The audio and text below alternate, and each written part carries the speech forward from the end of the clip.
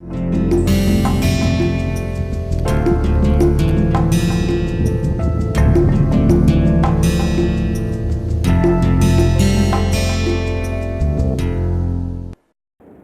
get familiar with the contemporary practices, we must also understand that there are contemporary values that makes it contemporary. It's not that what is made in the recent time makes it relevant for the modern time, but there are certain elements that has to be observed, which uh, has to be also observed in connection to the past, and then track the route of evolution in that sense. So we'll try to realize that with some visual examples that will make it more effective for our study.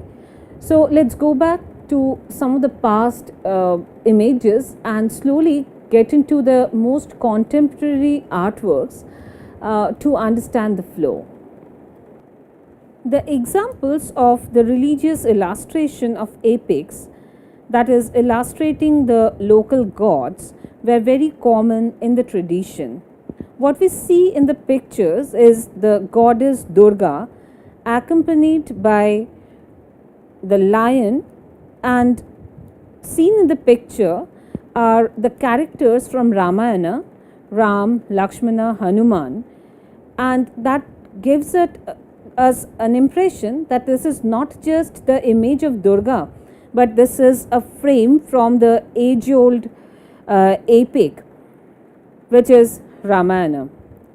In the next frame, what we see is there is a character known Guhak who is coming into the picture. So one has to have certain knowledge of the theme to understand what is actually happening, that the character Guhaka is helping Sita and Ram with Lakshman to cross the river, and it's going through a narrative and asymmetrical order where we see that there are characters who are decorated with certain local costumes. So when we see Sita here or the other characters, we can clearly make out that the costumes and jewelries that they're wearing in this picture, they're from Bengal. So although there are lots of influence of Western India in this particular picture, it's not very difficult to make out that this is one painting which is from Bengal. The examples here that we get to see are taken from a recent exhibition in Delhi by Kalampatua, where the themes are much more secular. So this is made in the style of the urban folk painting of Kalighat Pata, where the linear formations are also undergoing some kind of a voluminous identity which is more sculptural. At the same time, it has a two dimensionality, and what we see in the picture in its thematic context, we do not get to see Ram, Sita, Lakshmana, Guhak or Hanuman. Rather, what we see here are people from our surrounding. What we see here is a story where an art exhibition is taking place, and there are many people who are supposedly the viewer of the show, but they're more indulged into socialization. There are people who are clicking photographs, serving drinks, and chit chatting with each other.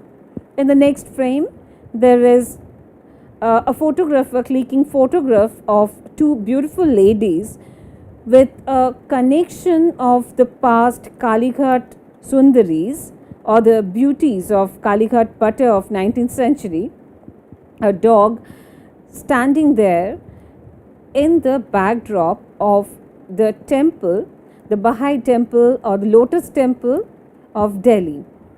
So this is how it's getting contemporarized. The style remains the same, but because of the contemporary subject matter and theme, it becomes much more modern in its looks and identity. The regional nature of community based art practice where we see the visual styles are distinctively different with common theme and morals.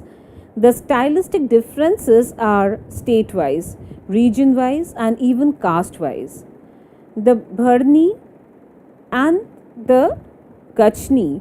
These are the two traditions that we get to see. In the Bharni technique, there are color filling, and in the Kachni technique, these are only the line drawings and there is no color filling in any of these parts.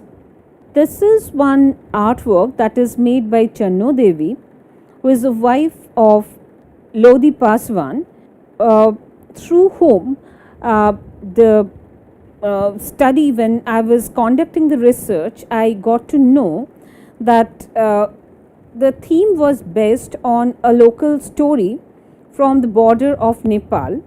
There was a local king who is very popular in that region, and his name was Raja Salej.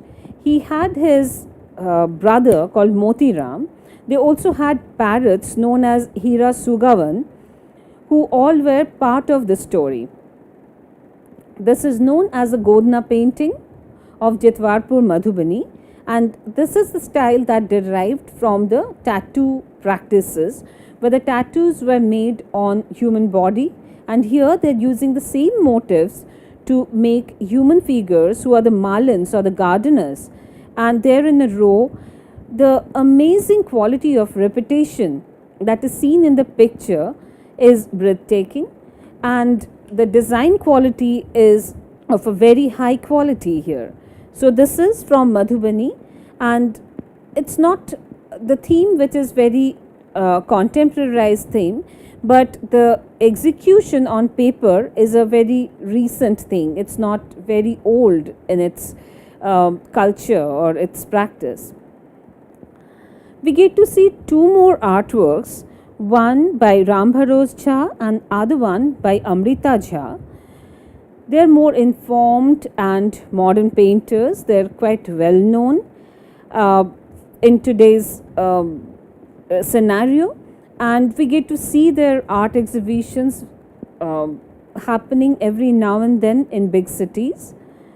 What we see in the picture are made by Ram Bharoz Jha, named Nagakanya, and The Strange Birds by Amrita Jha, where these are the subject matters which are beyond the religious and customary restrictions, and they're much more creative.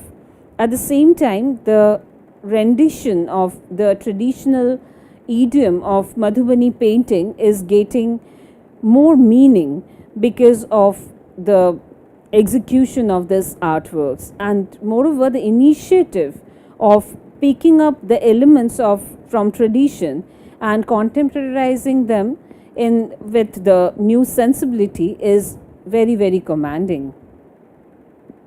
Religious, social and propagative purpose versus pure aesthetic quality becomes the main aim of our study now. So what we see here are the examples of the Yamapata of Jharkhand. This is a tradition which was not meant for any pure aesthetic purpose ever. Rather, it was something that was connected to the compulsory ritualistic rites, which is connected to the after death condition. So, after the death of a person, they used to call one of those painters to come over and give life to the person who died, in terms of making eyes to the images of them which were made on the Patachitra, on the scroll paintings, and through the eyes, by painting those eyes, it is believed that the people after their death will be getting some vision to see the dark path and find their ways after life. So these people are known as Jadupatiya, or Jadu is connected to the word magic. So they do some magic, they perform some miracle against some alms, and that is how it also incorporates a lot of morals, what has to be done, what are not to be done, what is a sin, what is a virtue, and many other things in the same category. Seen in the picture is a Yamapata, where we see that they're showing if somebody is committing a sin, what is going to happen to him after his death.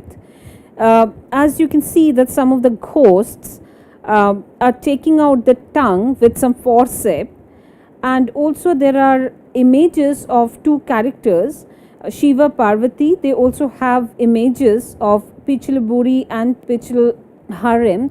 They're more like the first man and woman of the tradition, so they'll appear, and with their blessing their life continues. The culture, society and religious complexity as an operational factor for nurturing folk and minor art of India is dependent on quite a few factors that we need to understand and conclude our statement with those understanding. So it's not always drawn from mythologies, but real life stories, social scandals, crime stories with comments on social values to educate common people. The purposes also include painters come balladers are under different limelight and exposed globalization. The syncretic culture and religious plurality put them midway between Hindu and Muslim. Many of the practitioners paint Hindu gods and goddesses, but they have a Muslim name and also another Hindu name. This is to establish certain acceptance of these people in all religious households.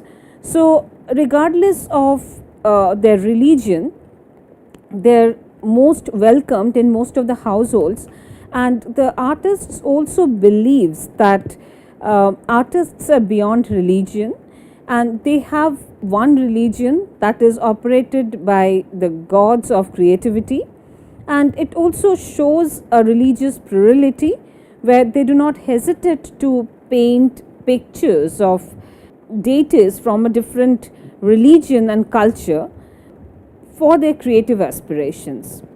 There are variety in theme and more varieties in their depictions. Not two images are same ever.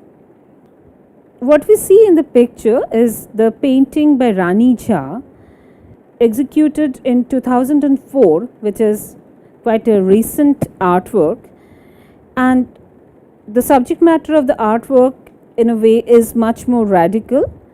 It shows an abortion clinic where the female fetus is getting x-rayed through a ultrasound system, and finally they're getting killed.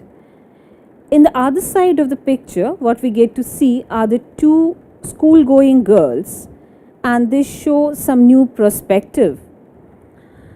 This is certainly a bold comment on the female foeticide and makes a very bold mark with the pure aesthetic quality that is derived from Madhubani painting, and the subject matter is completely going to a direction of social relevance, where the awareness generation is one of the purposes, and more than that, it's very important that how the artist has realized and reacted to the happening, the practice, and reacted and expressed it in a creative manner. Another example, Bride to Bride Burning by Rupam Kumari, is also very relevant in this context. Made in 2012, what we see is apparently a very common picture from traditional Madhubani paintings from Rati, where they used a Kachni technique throughout, and it shows the wedding scene where the bride is getting wedded and she is coming to the in-laws place, and she is learning many different skills in the supervision of the mother-in-law. Somehow she doesn't look very satisfied with her skill, And in the final scene, very unexpectedly, we see something very unpleasant is taking place, where the husband is pouring some kerosene fuel on the girl, and the mother in law is standing with a matchbox and she is about to burn her. So, this is a very strong social message that is depicted through this picture. The aesthetic is pleasant, but she showed the most unpleasant reality that is there, that is derived from many people's experience. To conduct effective critical analysis of this kind of artworks are very important, as they're undergoing lots of relevant changes. And with that, we need to again go back to the three layers of it, where we look at them from the pure aesthetic conditions, where we look at the quality of the line, the quality of the color, the quality of composition, and many other things, which is in its purely semantic understanding and the semiotic value, which is free from any foreknown information, direct approach to elements of art, the communication through the visual language only. At the same time, the cultural specific comprehensions are also important, which comes into the iconic layer, and the symbols and their specific meaning is also a matter of research that comes into the scene. In the thematic mode, the background knowledge, the background understanding of the happening, why this particular subject has come into the place, how the society is behaving, and whether it's a true story, is it reflective of the society or is it giving the right message, that has to be understood. This is also another phase where we must also alter certain elements and see whether they're holding the same relevance or not. We can also make critical comments on how it should have been, or being very critical and suggesting new modes of expression, as well as understanding about the artist and the unique elements that they're bringing into their artworks in terms of the new imageries, and that makes our viewing for the contemporary artworks more relevant and successful.